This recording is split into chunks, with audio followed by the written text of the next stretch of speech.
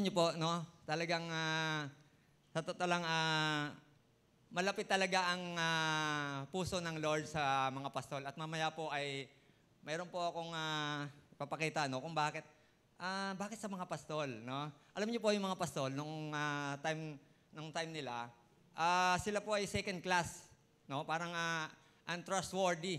Hindi sila kapanipaniwala. Hindi sila pinaniniwalaan sa korte, no?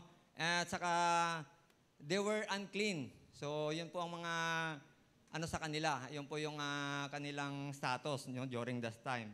Na hindi sila kapanipaniwala, second class sila, no? Pero special po sila sa Panginoon, no? Alam niyo kung bakit? Kung bakit special? Kasi sa kanila unang pinahayag yung Christmas story ng Panginoong Hesus. At hindi lang yon. Hindi lang sila special, no? Nung sa pag-aaral ko po, natuklasan ko na itong mga pastol pala na to, sila po yung nag-aalaga ng mga sacrificial lamb, no? Sila po yung keepers of the sacrificial lamb. So, inaalagaan po nila itong mga tupa na to, no? Na para hindi magkaroon ng sakit, ng karamdaman, no? Bago ihandog. Kasi kung matatandaan po natin sa Old Testament, napakahalaga po ng mga tupa para sa paghahandog, sa sin offering. At dapat po ay walang kapintasan, no? So, yun po yung ng mga tupa, no?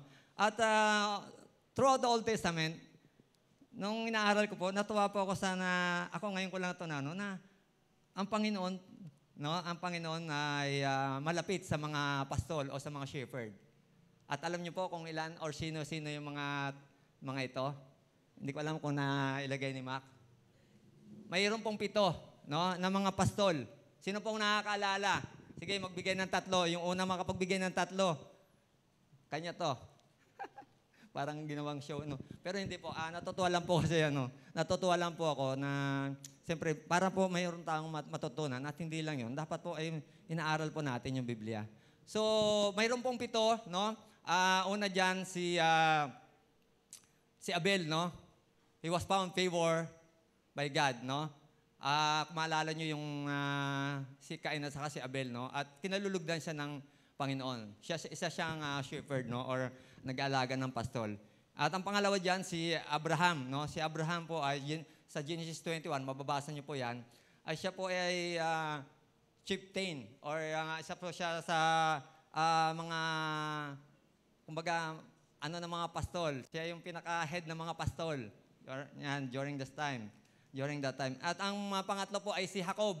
Maalala niyo po si Jacob, nung siya po ay pumunta sa kanyang uncle Laban, ang trabaho niya doon ay tagapastol ng tupa.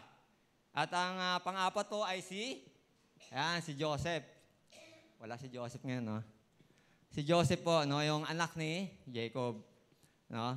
Siya po yung nag-aalaga din. Kung maalala niyo po ay isa rin po siya sa nag-aalaga ng mga pastol ng tatay niya, si Jacob. At yung panglima po ay si Moses. Sa Exodus 3, makikita niyo po doon, from Egypt, dahil dati siyang prince sa Egypt, dahil sa kanyang nagawang pagpatay, ay siya po ay tumakas sa Egypt at siya po ay nagiging pastol doon sa Midian. So, yun po. At ito po yung pinaka-special, isa sa kilala natin to yung pang-anim, si David. Kilala niyo si David? Di ba? Si Haring David, no? A man after God's own heart, no? Special po. Kaya, sabi ko nung inaaral ko, oo nga, no? Bakit sa mga pastol, no? Bakit hindi sa mga mayayaman? Ibinalita ng Panginoon nung pagpunta niya rito. At yung pang-7 po ay si Amos. Makikita niyo po yan si Amos. Ito po yung the Judean shepherd. At isa po siya, naging prophet din po siya. So makikita niyo po yan sa Amos, no? Sa Book of Amos. So, yun po. Talagang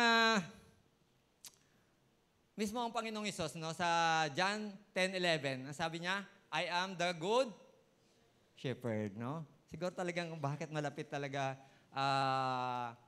ang Panginoon, no, sa mga pastol, no? Kasi mismo ang Panginoong Hesus, sabi niya, I am the good shepherd, no? Siya ay mabuting pastol. Yan. Sa ating pagpapatuloy sa Luke 10:11, ayan, ayan, 10:11, ayan. Ngunit sinabi sa kanila ng anghel, huwag kayong matakot, ako'y may dalang magandang balita para sa inyo, na magdudulot ng malaking kagalakan sa lahat ng tao. Diyan na muna tayo. So, ito pong balitang ito, no, kahit na ito po ay 1,000 years na nakalipas, itong magandang balita na ito ay magandang balita pa rin. Hindi po ito katulad ng mga balita na napapakinggan natin sa TV. After 1 week, napapatungan ng magandang balita. Actually, wala na gaanong balita ngayon na good news sa TV. Puro bad news na lang.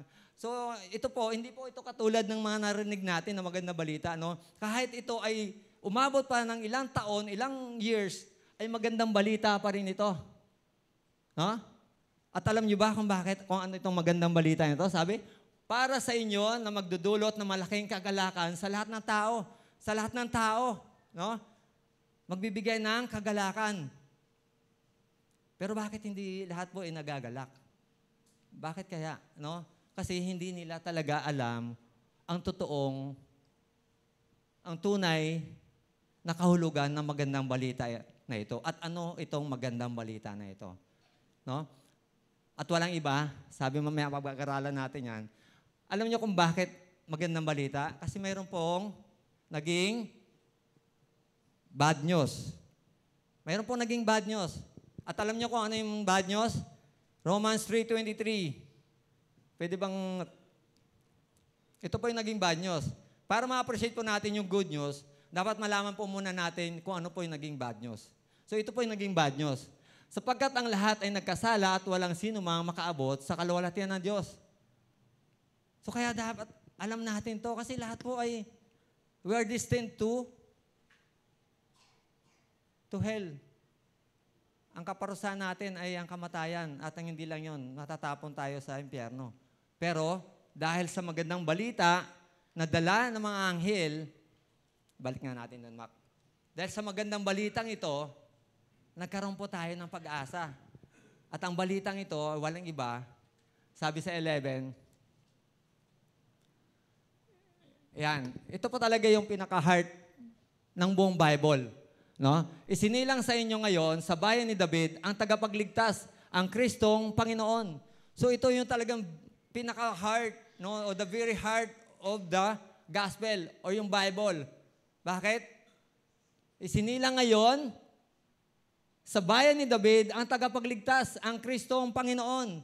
No? In John 3:16, no? For God so loved the world that He gave His one and only Son, for whoever believes in Him shall not perish but have everlasting life. Ganun na lamang ang pag-ibig ng Diyos sa sangkatawan. Kaya ibinigay niya ang kanyang kaisa-isahang anak. Ito yung pinakasentro ng Bible. Ito po yung pinakasentro na pinangahawakan ng bawat Kristiyano na sa pamamagitan ni Kristo, ang lahat ng sumampalataya sa Kanya ay hindi na mapapahamak bagkos magkaroon na ng buhay na walang hanggan. At sabi niya, sa pamamagitan niya, so ibig sabihin, sa walang iba, kundi sa Kanya lang, sa pamamagitan lang niya, hindi ito sa pamamagitan ng kung kanino man, sarili mo man, or ano pa man. Wala, nakalagay dito, sa Kanya lang, sa pamamagitan lang niya. So dapat po natin maintindihan to. Para po ang Pasko natin ay hindi lang po lilipas na parang wala lang. No? Dapat alalahanin po natin ito. Dahil ito po ay mayroon po itong eternal na kalalagayan ng tao. No? Kung hindi natin ito makuha or ma-grasp yung tunay na kahulugan ng Pasko, yung tunay na kahulugan ng pagparito ng Panginoong Hesus, ay sayang lang, no? Sayang lang na lumipas lang tayo sa mundong ito na hindi man lang natin ito na unawaan ng mabuti. So, ito po yung the very heart, no? Kaya ang sobrang pagmamahal sa atin ng Diyos. No? Kahit na sa totoo lang, tayo naman ang nagkasala eh. Pero sobrang minahal tayo ng Diyos. Ganun po yung pagmamahal sa atin ng Panginoon. So, number 12. Ayan, balik tayo, Max, sa Luke 2:12. No? Yan. Ito ang inyong palatandaan. Matatagpuan ninyo ang isang sanggol na nababalot ng lampin at nakahiga sa isang sabsaban. Sa totoo lang, akin lang po ito, no? Alam niyo po kung bakit talagang pinili ng Panginoon, nasa sabsaban siya, pinanganak. Akin lang po ito, Opinion ko lang po ito. Pwede po itong tama, pwede mali. Kasi nais ng Diyos na abutin lahat tayo. Para wala na tayong maikatwiran pa na, Lord, kasi kung mayaman na siya pagdating dito, nung naging hari na siya, baka sabihin natin, Lord, hindi mo alam yung pinagdaanan ko eh. Hindi mo alam kung gaano kahirap ang pinagdadaanan ko. Pero, minabuti ng Diyos or pinasya ng Diyos na dito siya ipanganak para wala na tayong makatwiran. Na hindi niya, kasi alam ng Lord lahat. Kaya gusto niyang iparamdam din sa atin na mahal ko kayo hindi lang sa salita, kundi mahal ko kayo, no? Mahal ko kayo ng totoo. So, pwede mong sunod, Mac. Sa 13, no? Biglang lumitaw kasama ng anghel ang isang malaking hukbo ng mga anghel sa kalangitan. Sila ay nagpuri sa Diyos at umawit. Ngayon po, nung talagang namangha po ako nung inaaral ko to, no? Ang mga anghel po ay nilalarawan sa Biblia na mga pangyarihan nila lang na nilikha ng Diyos, no? At bagamat na para isakatuparan yung mga dapat gawin sa halangit at sa lupa, no? Bagamat hukbo-hukbo ang nababanggit sa Biblia ng mga anghel, alam niyo po kung ilan lang ang mga pangalan na nailagay sa Bible. Kung may isasama natin si Satanas at ang isa pa, sila po ay 4. At alam niyo po kung sino-sino yung mga yon? Kasi bakit, Brother Joey, kailangan pa natin niya malaman? Alam niyo po, nung natutunan ko po ito, napakahalaga po pala nito. Kasi po, pag nababanggit po yung anghel, no? Kung mayroon po kayong nababasa sa Bible patungkol sa mga anghel, mayroon pong mensaheng dala po ito.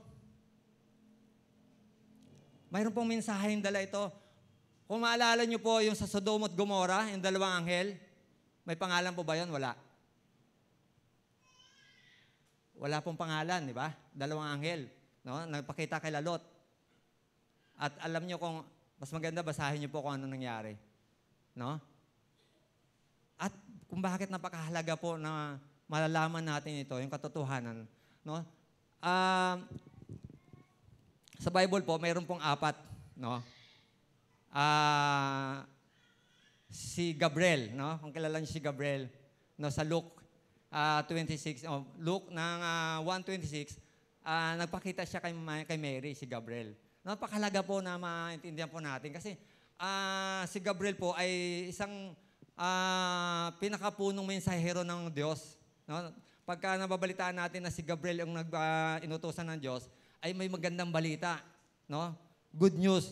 At mayroon pang isa, yung si Miguel or si Michael. Si Michael naman ay isang pinuno ng mga hukbo ng pandigma. Mababasa niyo po yan sa Daniel, no? Daniel 10. No? Na tinulungan niya si Gabriel, no? Dahil nga, kung babasahin niyo po yon, ay pinipigilan siya ng kaaway, ng kalaban ni Satanas para maihatid yung magandang balita kay Daniel, no? So, to the rescue, babasahin niyo po yon, si Miguel, Archangel, ay isa siyang pinuno, mababasa niyo po doon, isa siyang pinuno ng tagapagdigma. So, mahalaga po na maintindihan natin ito kasi hindi po ito normal or itong event na ito, very special po ito.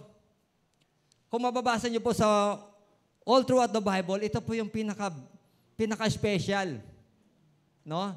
At si Gabriel at saka yung mga hukbo, ang malaking hukbo na mga anghel, no? Na talagang nagpuri, nagpakita, no? Special po ito. No, hindi lang to basta-basta event lang na nangyari. Very special po ito. Kaya mahalaga po natin matutunan, no? At yun, yung tatlo, kung isasama natin yung naging kaaway ng Panginoon, yung tumiwalag, no? Isama natin dyan si Lucifer. At saka makikita nyo po yan, yung isa sa Revelation 9:11, si Abaddon. Sa salitang Hebro, Abaddon. Pero sa salitang Greek o sa Grego, Apollyon.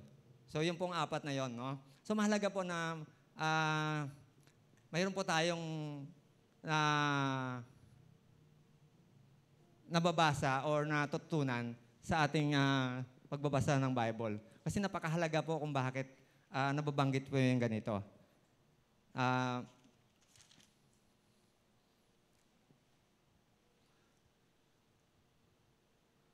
So, going forward back sa ano. So, yun. Sabi dito sa 14, no, ng Luke, papuri sa Diyos sa kaitaasan at sa lupa ay kapayapaan sa mga taong kinalugdan niya. So, Brother Joey, parang sinasabi mo, hindi lahat kinalulugdan. Totoo po, no, na hindi lahat po ay kinalulugdan ng Diyos. Yan po yung sinabi ng Bible, hindi ko po sinabi yan. At mayroon po yan patunay, no? Halimbawa lang, no? Ikaw, sino dito yung mga nanay na tuwing Pasko ay nagbibigay ng regalo sa kanilang mga anak? Wala. Parehas tayo. Okay. Kasi ngayon ako na yung binibigyan ng mga anak ko eh. Thank you nga pala, anak. Sa bagong cellphone. So, sino dito yung mga magulang na nagbibigay ng regalo? Na talagang pinaghirapan mo, special, pagkatapos hindi tinanggap ng mga anak mo, malulugod ka ba? O kaya binasura, malulugod ka ba? Hindi. Alam niyo po, lahat tayo, mahal ng Diyos. Lahat tayo, yung balitang ito ay para sa ating lahat. Pero hindi lahat po ay, sorry to say, hindi lahat po ay kinalulugdan ng Diyos. Sabi sa Hebrews 11:6, hindi maaaring, yan, basahin po natin. In 1, 2, 3, go!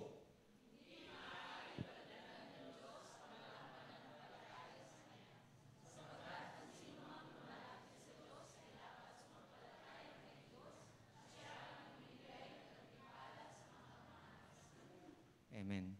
So malinaw po, no, na hindi po lahat tayo ay kinalulugdan ng Diyos. Mahal tayo ng Diyos unconditionally. Wala po yung mahal kita dahil mabuti ka o kaya mahal kita dahil ganito ka. Unconditional po ang pagmamahal sa atin ng Diyos. Pero malinaw po na hindi po lahat ay kinalulugdan ng Diyos. Katulad kanina na nabanggit ko na example, ikaw ba naman na nanay ka, binigyan mo regalo ang anak mo tapos hindi tinanggap or binasura? Siyempre, hindi ka malulugod. Pero doon sa isa na, halimbawa, ilan sila binigyan mo, yung isa, talagang masaya siya, tinanggap. Siyempre, kalulugdan mo yung nagtumanggap na may masayang puso, di ba? Ganon din ang Diyos, no? Na hindi lahat ay kinalulugdan niya. No? Ang sabi niya, sino lang ang kinalulugdan niya? Yung may pananampalataya, no? Kaya mahalaga po na tayo po ay mayroong pananampalataya. Amen po ba? Pwede bang palakpakan natin ang Panginoon? So mahalaga po yung ating pananampalataya, hindi lang po sa yung ating kaligtasan, no? Maging sa makapagbigay ng kaluguran sa Diyos, ay mahalaga po na mayroon po tayong pananampalataya. No? At mahalaga din, kasi lahat po ng tao ay mayroong pananampalataya. Napakahalaga po na yung object natin ng faith or yung pananampalataya, kung kanino ba talaga. Yun po yung dapat natin makita. Yung object ng faith or yung ating pong pananampalataya na kanino ba? Walang iba. Dapat po ang ating pananampalataya, yung ating pagtitiwala ay sa Panginoon lang. Panginoong Hesus lang. At wala nang iba. Kasi maraming mga tao na nampalataya din sila. Pero kanino sila nampalataya? So mahalaga po natin na maintindihan ng pananampalataya po ay mahalaga po yan dahil kinalulugdan po yan ng Diyos. Yung ating pananampalataya, yung faith natin sa Kanya. So, next, tayo, Mac.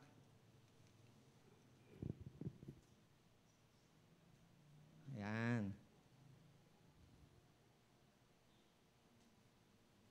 15 tayo, Mac, no? 15. 15. Ayan, 15. Saan sa 15? Ayan, 15. Na makaalis na ang mga anghel, pabalik sa langit, ang mga pastol ay nag-uusap-usap. Tayo na sa Bethlehem. Tingnan natin ang pangyayaring ito na binalita sa atin ng Panginoon. Number 16. Nagmadali silang pumunta. Yan, dyan muna tayo. So ganito ba tayo pag pumunta ng church pag Sunday na nagmamadali? Tara na, base na tayo. O kaya naman, mamaya na, hantok pa ako eh. Ganito ba tayo na nagmamadali? No, tingnan po natin no, na talagang yung puso nila, yung kagalakan nila, talagang may kagalakan, no? Nagmamadali sila. Tayo na. Pwede naman sabihin ng mga apostol, paano yan? Yung trabaho ko. Baka maya, matanggal ako pagka nabalitaan na umalis tayo dito. Paano na lang yung mga tupa natin? No? Alam niyo, marami sa atin po na nag-aalala po tayo, no? Na mawalan ng trabaho. Hindi po masamang karoon ng trabaho. Hindi po masama yan. At hindi ko po kayo ini-encourage na mag-resign kayo sa trabaho nyo para sa Lord. Pero hindi ko rin kayo ini-encourage na bitawan nyo si Lord para sa trabaho nyo. So malinaw po yun, ha? Mahalaga po na mayroon tayong time, na mayroon tayong laan na panahon para sa Panginoon. Kasi kung isipin po natin, no, Brother Joey, wala akong time kasi linggo, may trabaho ako eh. Sa susunod, Brother Joey, wala eh. Linggo, may trabaho talaga ako eh. So sa tingin nyo, anong mangyayari sa inyo? Kung puro linggo na lang o puro Wednesday na lang, wala kayong time sa prayer meeting o sa Bible study, sa tingin nyo po, anong mangyayari po sa atin? Yung ating kalalagayan spiritual. Pag-isipan po natin mabuti. Again, hindi ko po ina-encourage na mag-resign kayo para sa trabaho nyo. O para sa Lord, no? Pero, again, hindi ko rin i-encourage na bitawan nyo si Lord para sa trabaho nyo. Kailangan po natin ang trabaho natin para sa pamilya natin, para sa kinabukasan natin, sa mga anak natin. Mahalaga po yan. Pero wag po natin kaligtaan na yung mas mahalaga pa, no? Ano ba yung mas mahalaga pa sa'yo? Kasi kung hindi priority o wala sa priority list mo ang Panginoong Hesus, talagang hindi ka magkakaroon ng time. Kaya mahalaga na bigyan talaga natin siya ng priority or ilagay natin talaga siya sa mga listahan natin ng prioridad natin. Kasi hanggat hindi po natin maibigay yung priority or prioridad sa Panginoon, ay ganito po yung ating magiging kalagayan. Natamad ako, saka na lang. Okay lang yan, maintindihan naman ako ni Lord.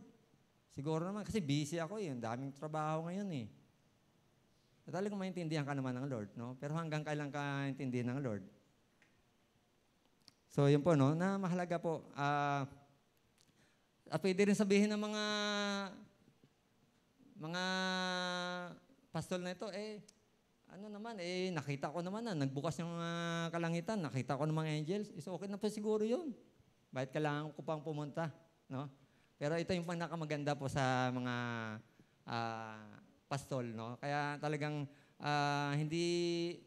hindi talaga aksidente na yun. Sila yung pinili ng Lord kung saan ibalita una sa kanila ang Christmas story ng Panginoong Hesus. Kasi alam ng Lord yung kanilang heart na talagang magkakaroon sila ng kagalakan, no, sa puso nila. At talagang mayroong yung eagerness o talagang yung nagmamadali.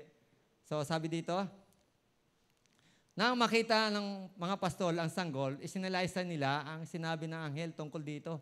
Nag-preach na kaagad sila. No? At sabi pa sa susunod, yung 18, pwede bang natin? Ayan, nag-preach na kaagad sila. At sabi dito, namanga ang lahat ng nakarinig sa sinabi ng mga pastol. So, makikita po natin dito na maraming nakarinig. So, malamang, akin lang po ito. No, siguro habang pupunta sila doon, no, tara, punta kayo, sama kayo. So hindi lang si Maria sa si Jose nakita nila doon. So sabi dito, ang lahat ng nakarinig, namangha. No, marami sa atin. Ako, Brother Joey, ang galing ng ni Pastor, nakarang linggo. Bless na bless ako. Talagang napakaganda, namangha talaga ako. Pero After 1 week, 2 weeks, 3 weeks, hindi mo na makita ng church or pasulpot-sulpot na lang. Pero tingnan po natin yung response ni Maria dito, no? Talagang makita natin, sabi dito, tinandaan ni Maria ang mga bagay na ito, no? Sa English po kasi nakalagay yung ganda eh. Mayroon ka ba, Mac?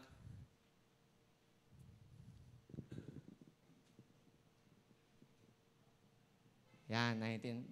Sabi dito, but Mary treasured up all these things and pondered them in her heart. So talagang, sana po maging ganito po tayo katulad ni Maria, no? Na hindi lang po tayo pumunta ng Sunday, na-amaze lang tayo sa preaching, na tuwa lang tayo sa napapakinggan natin, bless na bless tayo. Sana wag lang doon matapos sa pagkamangha natin. Okay? Sana wag lang po matapos doon sa bless na bless tayo. Napaiyak pa nga ako, brother eh. Ang galing ng ni pastor. Sobrang tagos. No? Tagos sa puso.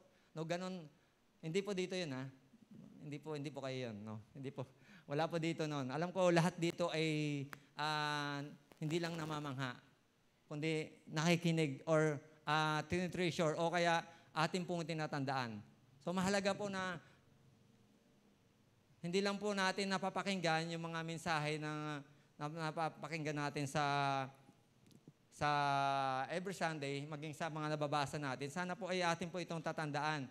No, sana po ay hindi lang po natin tinatandaan, dapat po mayroon din po tayong mga memory verse, no, na hindi lang sana John 3:16 hanggang ngayon yung na-memorize natin. Sana po marami pa din, no? Marami pa tayong ma-memorize, no? At pagbubulay-bulayan po natin, napakahalaga po nito. Okay, so sabi yan. So ito na po, magtatapos na po tayo, no? At atin natawagan ko na po yung ating pong worship team, no? So, grabe po yung, imagine po natin, grabe po yung kanilang, nung natagpuan nila, no, talagang,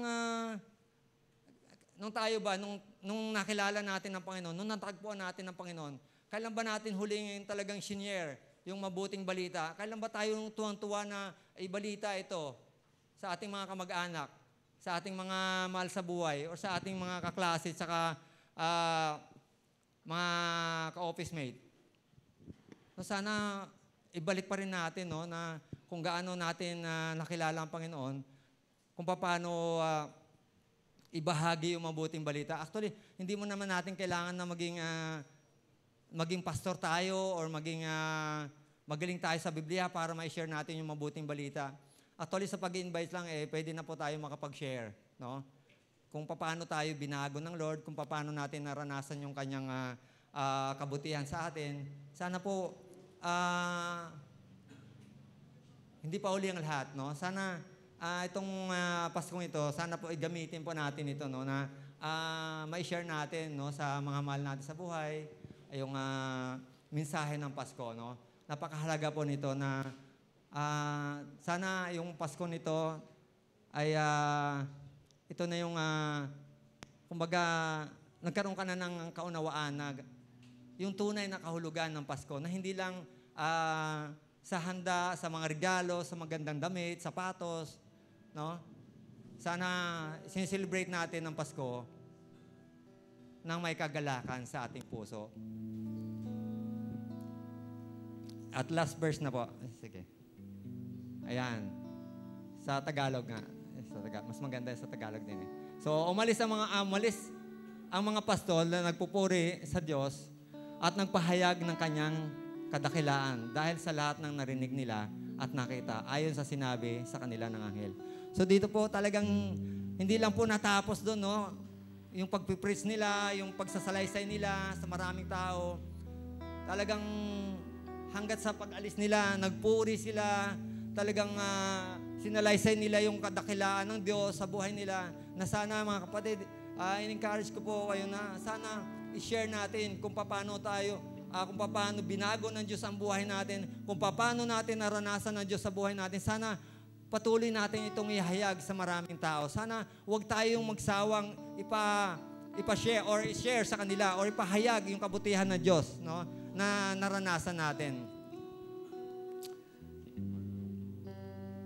Sana gamitin po natin itong time na to, ng Kapaskuhan na to,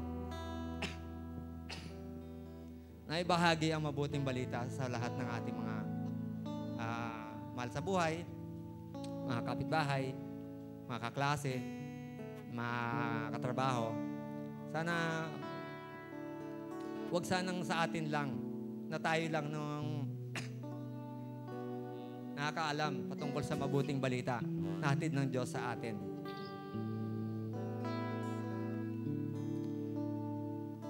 Tayo po'y manalangin. Aming Diyos na dakila, makapangyarihan sa lahat. Maraming salamat, Panginoon, sa araw na ito. Sa kaunawaan, Panginoon, patungkol sa Pasko.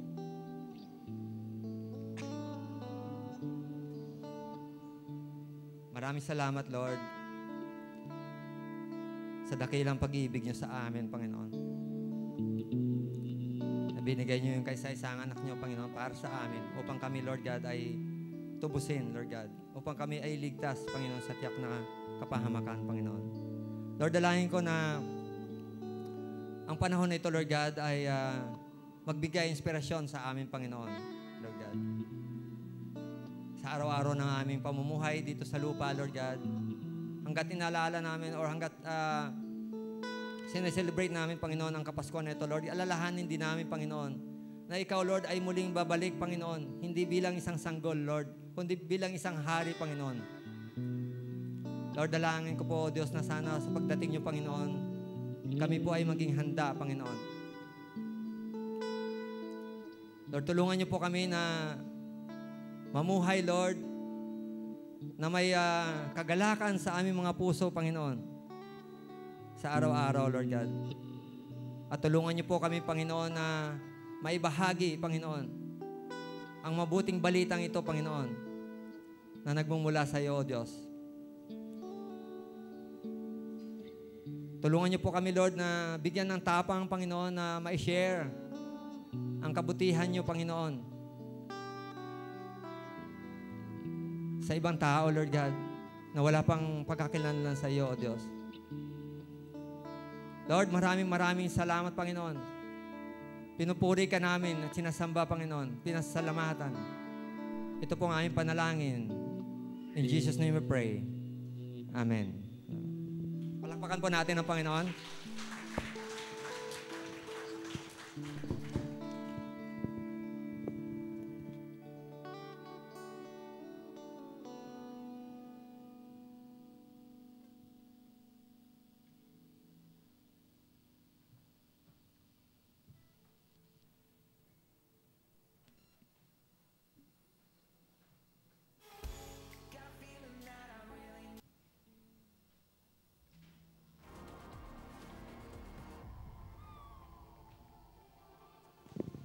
Ayan. Sige po, tayo pong lahat ay tumayo at ipapanalangin po natin ang atin pong tithes and offering. So again, bago po tayo mag-start, isang mabilis na paalala po, ano ba ang tithes and offering? So ang atin pong tithes ay tinatawag na ikapo or ikasampung bahagi ng atin pong mga natanggap na pagpapala sa Lord. At kung nais po nating ibalik, nasa mga dulo po na aisle, yan, meron po tayong mga envelope dyan. Pwede nyo pong isulat ang inyong pangalan at ang inyong pong, kung saan nyo po nais ibigay or ano po ang ating mga offering. At para po sa kalaman ng lahat, ang atin pong collection, ang atin pong tithes and offering ay ginagamit po para sa mga gawain ng ating simbahan, para po sa mga ministeryo na meron tayo, at even po sa iba pang mga pagpapala na ginagawa din po natin sa church. So ngayon po, samahan niyo po tayo na manalangin para po sa ating collection and even sa pag-close po ng ating Sunday service. Sige po, let's pray. Aming Ama, Diyos sa makapangyarihan sa lahat, kami ay nagpapasalamat sa inyo pong pagpapala, sa inyo pong pagtulong sa amin. Lord, we thank you sa amin pong mga trabaho, amin pong hanap buhay, sa mga taong ginagamit niyo upang kami po ay pagpalain. At panalangin namin, Lord, na ipakita namin ang aming pagtitiwala, pagmamahal, at even pananampalataya sa inyo sa pamamagitan din, Lord, ng amin pong pagbabalik ng aming ikasampung bahagi, Lord, at ng aming mga kaloob sa inyo. Panalangin po namin, Lord, na ang amin pong mga collection ay gagamitin niyo po para po sa ikalalago pa ng inyong gawain sa amin pong simbahan, ang lahat ng pangangailangan ay itinataas namin sa inyo. Even po ang aming mga manggagawa, Lord, ng amin pong mga full-time pastors ay itinataas namin sa inyo. Tanging kayo lamang, Lord, yung patuloy na mag-ingat and even mag-prosper sa kanila. And sa lahat po ng mga kailangan pa ng aming kongregasyon, pinapanalangin po namin na gawin niyo pong pagpapala ang aming simbahan. And Lord, pinagkakatiwala po namin sa inyong lahat. And even use us, Lord, to bless others and even the community that we are in. And kayo na po yung patuloy na maluwalhati at madakila sa lahat po ng aming mga gagawin. And Lord, ngayon din po, pinapanalangin namin as we conclude the service, manalangin po namin ang iyong patuloy na pagsama, patuloy na pag-iingat sa bawat isa. Tunay nga, Lord, na maalala namin yung tunay na diwa ng Pasko at yun yung pagdating ng aming tagapagligtas, Lord, at ng Panginoong Jesus. At panalangin namin, Lord, na dala-dala namin ito at tunay na maibahagi din namin yung pag-asa, yung mabuting balita sa iba pa po naming mga mahal sa buhay. Lord, sa amin pong paghiwa-hiwalay ngayong araw na to, pinapanalangin ko pa ang patuloy niyo pong pag-iingat sa amin pong pag-uwi, at kayo po yung patuloy na maglalayo sa amin sa kahit anumang mga kapahamakan na nakaamba sa amin. But Lord, protect us, Lord, and cover us with your blood and your love. Lord, continue to be with us, and pinagkakatiwala na po namin sa inyong lahat at itinataas na po namin ang pinakamataas na papuri at pagsamba. Ito po ang aming panalangin sa pangalan ni Jesus. Amen.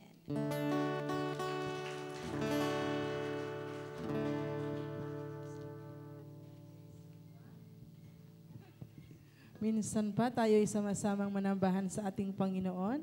Napagpala po ba ang bawat isa? Amen. Amen.